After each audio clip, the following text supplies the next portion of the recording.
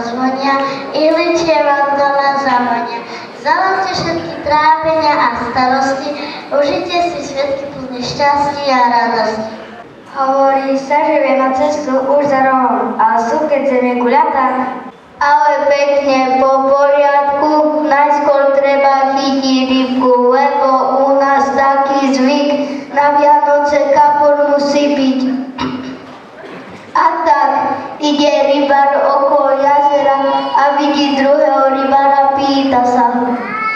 Tak čo, aká je voda? Výborná, ryba sa z vody nechce von. Včera som chytil rybu ako moja ruka. Nedáraj, také špinavé ryby neexistujú. Darí sa, darí. Včera som chytil 2 metre dlhú šťuku. A ja som z vody vyťahol horiacu sviečku. Klame, sviečka vo vode nehorí. Ty skráš šťuku, ja zase sviečku.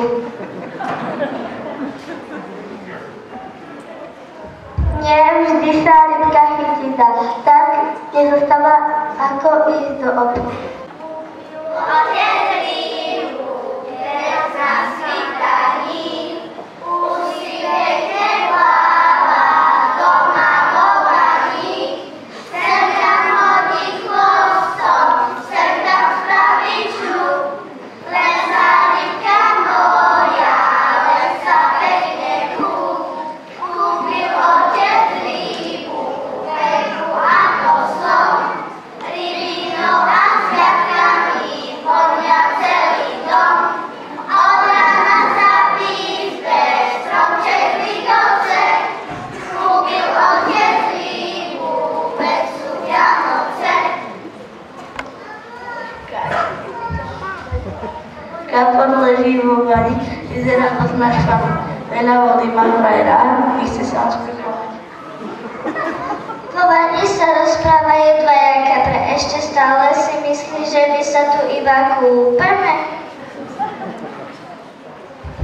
A takto sa príbeh končí, prajeme vám kapra, čo nemá kosti.